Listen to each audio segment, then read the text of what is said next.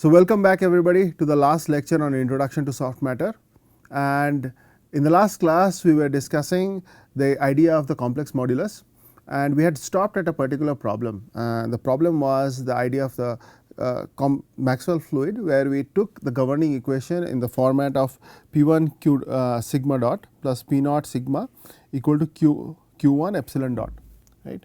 And we were asked to, the idea is to find out the complex modulus for this particular situation.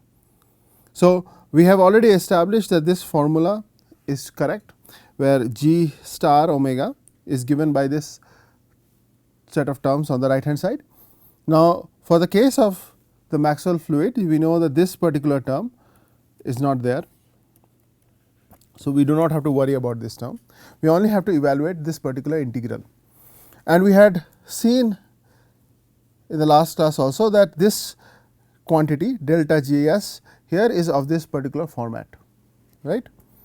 So, we should go ahead and just complete this integration in that case. So, let us just go ahead and do that. So, now you have I omega, and this is integral 0 to infinity, and we replace the quantity that we already have for delta G s, and we can just write it as q 1 by p 1 e to the power minus p 0 by p 1 s into e to the power minus I omega s ds. And if you evaluate this particular integral, you should find that this integral comes out to be q 1 I omega. So, q 1 is in the numerator, and in the denominator you will end up getting p 0 plus p 1 into I omega. Now, this is a complex number. You can keep it in this form, or you can go ahead and simplify it further. If you want to simplify it and express it as a proper complex number, then you have to get rid of the denominator, the complex numbers in the denominator, and what you can do is you can simply multiply the denominator by its complex conjugate, right. So, you can go ahead and do this, you can multiply it this I omega. So, you have p naught plus minus p 1 I omega, and in the bottom you are going to multiply the conjugate with the original term, and what you are going to get is p 0 plus p 1 on all these are squared, right. And here, I mean, you can simplify it a little bit further if you want to. You will have q 1, and you can take this I omega inside. So, if you do that, you will end up with p 1 omega square plus p naught I omega, and in the denominator you have, right. So, you have basically gotten rid of the complex number from the denominator, and now you have the function g star as a complex number itself, right. So, this is the solution that we are looking for.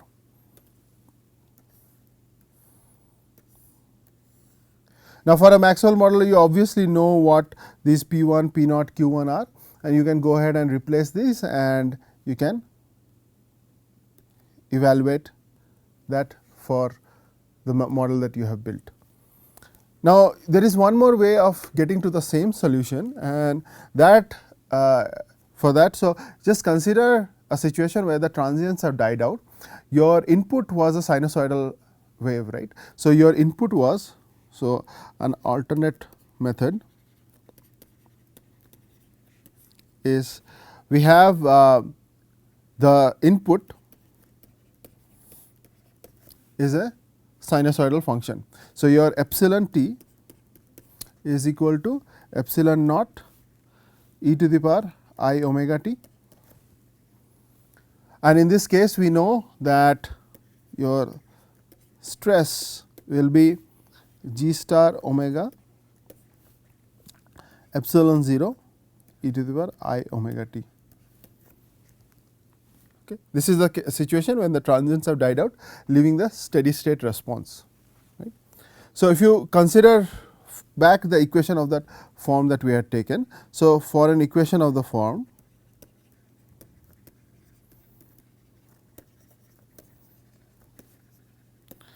that we had taken we had taken P 1 sigma dot plus P 0 sigma equal to Q 1 epsilon dot.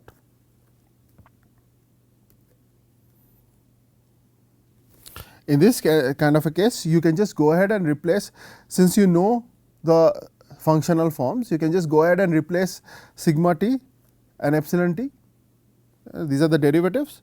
So, if you replace these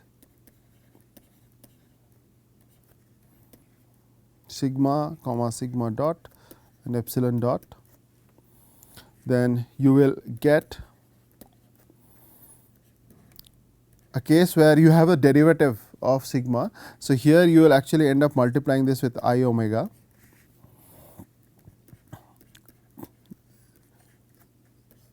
and this will be g star epsilon 0 e to the power I omega t. So, your left hand side will be this, and on your right hand side you will have q 1 epsilon 0 e I omega t. Right. So, you can eliminate these terms, and this will basically give you the g star omega as, sorry, I have missed out an I omega term here because this was an epsilon dot. Okay. So, I have missed out an I omega. So, this will be q 1 I omega, p 1 I omega plus p naught, which is back to the same form, right. We can just double check, right. So, this is what we got by evaluating the integral, and by a more direct method we got the same result. So, the direct solution suggests an important generalization, right. So, what do you see here? You see that if you have a derivative, then you can replace this entire quantity, the derivative part, by I omega, and you can rewrite the original polynomial form. In this, you can keep the original polynomial form, right. So, basically what I am saying here is, note that if you use the operator form, then in the operator form the previous equation can be written as P 1 d plus P naught of sigma equal to Q 1 d epsilon, right. So, in this expression, to get the answer, the correct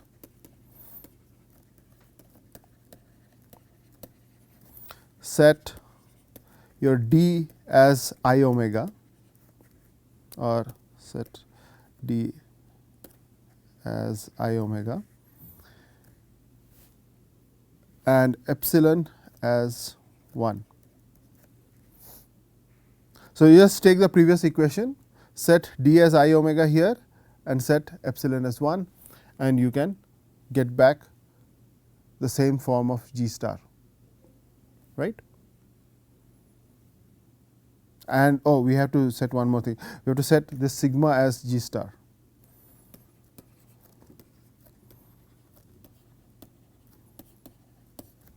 Right.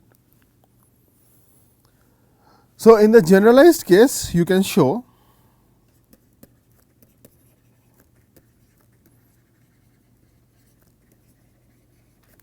in the general case of governing equation being P d sigma equal to Q d epsilon, you can show that g star omega is nothing but Q of I omega to P of I omega.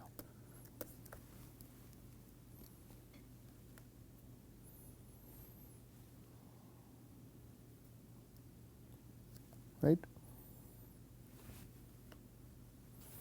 One more last quick sample problem.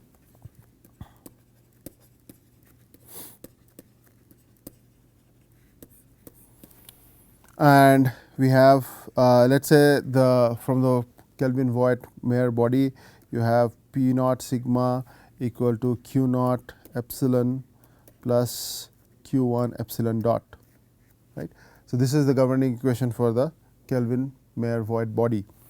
So, in that case if you just apply this idea, this makes it very straightforward, this generalization. So, if you apply this generalization, you can easily see that your complex modulus now becomes this particular form. Here I only have to replace the derivative operator by I omega, right. So, I will have Q naught plus Q 1 I omega, and on the left hand side I only had P naught, there is no derivative term here. So, P naught, and this is your answer.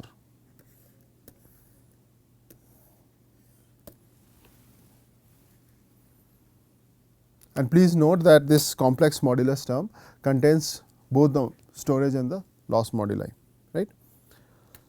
So, we have come a long way in this particular course. We have discussed quite a few topics, and these two sample problems were meant to wrap up the course. And before we finish the lecture, what I would like to do is I would like to quickly go over all the different things that we have discussed. Okay. So, what I have done is I have prepared a PPT format where all the things that we discussed from the beginning of the class we have sort of summarized here, so that we can quickly go over it and evaluate what we have learned in the class, right.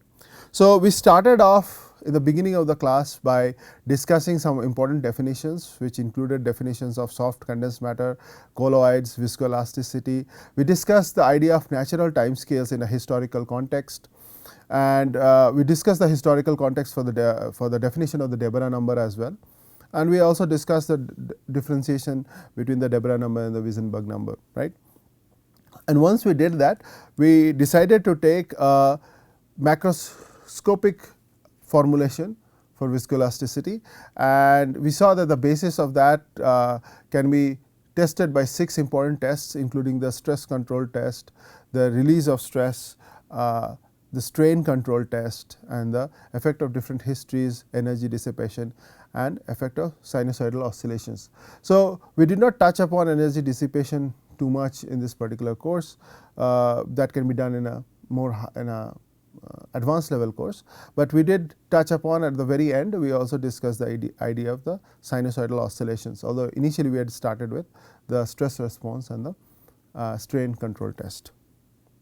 So, the next thing we discussed was the step stress test, and we saw that the 3 important behaviors, that of the classical elastic solid, for example here.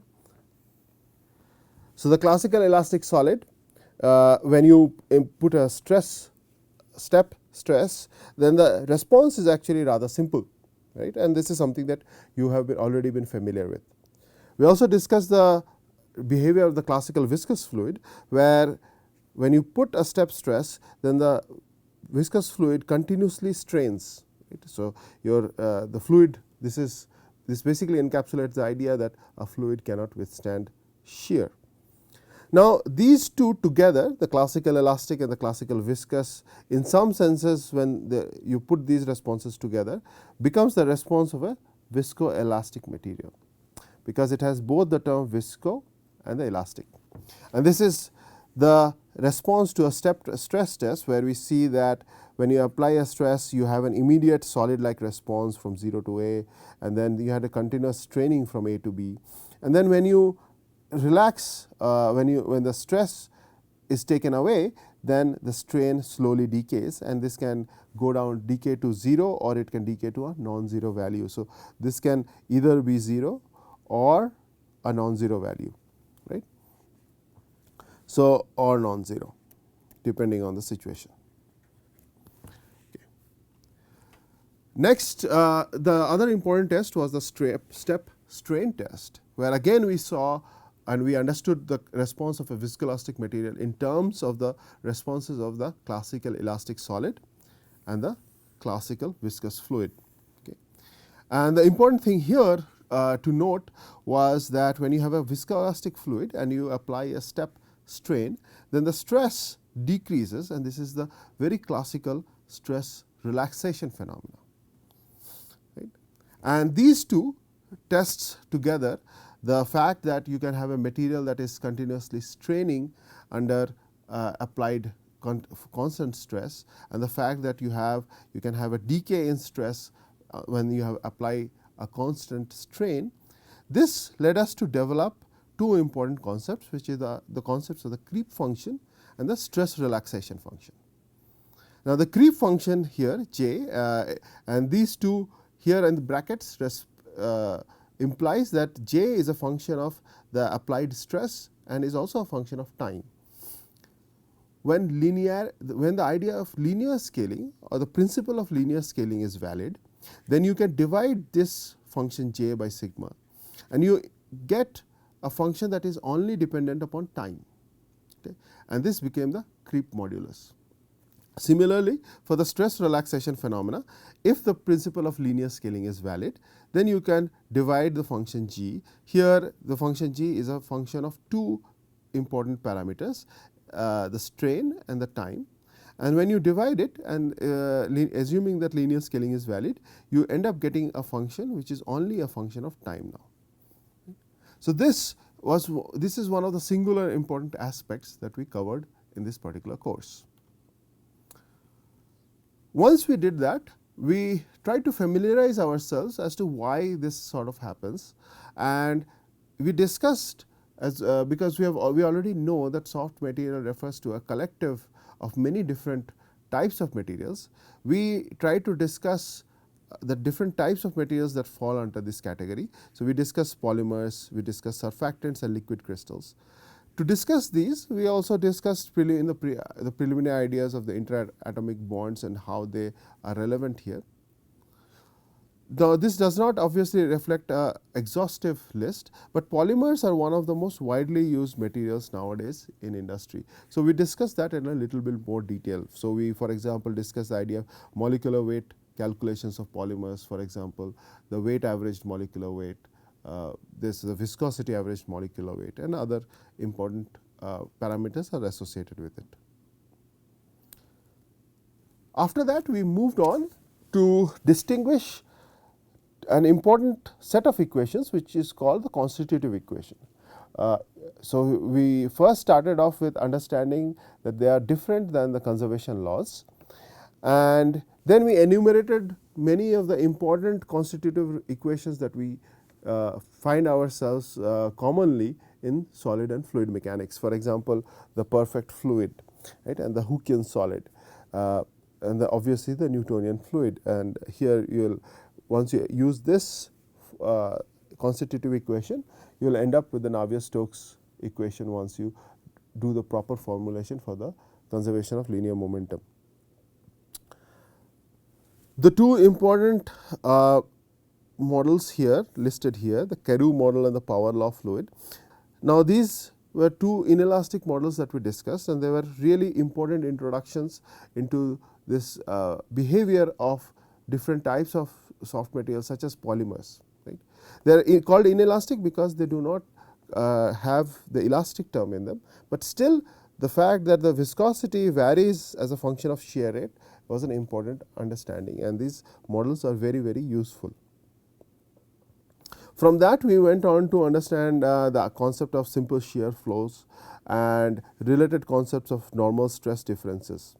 Right. So, we saw that in certain fluids you can have, in the stress tensor can have normal stress differences, and we encountered these particular functions, where N1 is the first normal stress difference and N2 is the second normal stress difference.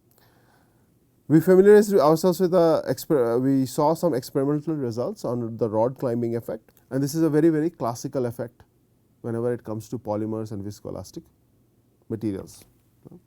With this introduction to constitutive equations, we started our journey into the viscoelastic domain, right, and we started it with the simplest of the possible models, which is called the Maxwell model. And in the Maxwell model, we in fact looked at the original paper of Maxwell, and the model is rather simple because it only has a spring and a dashpot, and the spring constant and the parameters of the dashpot, they take into account, together they make up the viscoelastic model. Right.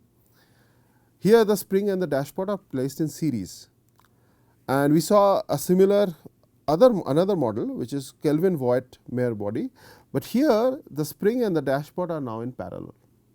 So, these were the two of the simplest possible viscoelastic models, and then we built up using more complex models using this. For example, various 3 parameters models were built, for example, Jeffrey's fluid, and then we went on to understand models which have many different springs and dashpots together to make a more complex constitutive equation. Now, please note that all these specified models are linear viscoelastic models, and these are all one dimensional models. Right. So, with that n, so with the last part that we are discussing towards that, the use of n springs and n dashpots, that helped us arrive at a general constitutive equation, where we saw that the stress and the strain can be related by in a polynomial type of form, where this coefficient is basically consists of the multiplier of the stress here consists of many coefficients and the differential and powers of the differential operator. Now, these exact values of Pn, Pn minus 1 or Q naught, etc., depends upon the kind of model that you have used, and you can use, and we saw how to derive this particular equation in different contexts. We also saw the response to the arbitrary stress history is given by this particular equation right here. Similarly, the response to the arbitrary strain history is given by this particular equation right here.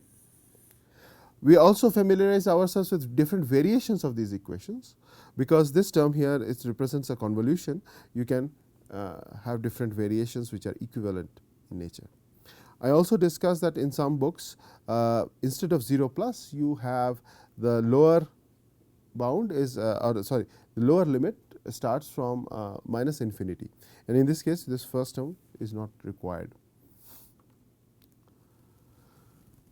Then, to cement our understanding of these constitutive relationships, we moved into a slightly more advanced topic of what is called objectivity, and we saw that different scalar quantities like density, etc., those are frame invariant, right, and they are objective by themselves. But vectors are objective if they transform according to this particular law, where these are the transformed components, and Q is a rotational tensor. So, basically this is an orthogonal tensor, right. And if a vector transforms according to this particular law, it is called objective or frame indifferent. Similarly, a tensor has to obey this particular rule if it is to be frame invariant or frame indifferent. Now, the reason we are looking at this is because we realize that the time derivative of the stress tensor is not objective, right, and the time derivative of the stress tensor occurs in the some of the models that we had discussed previously.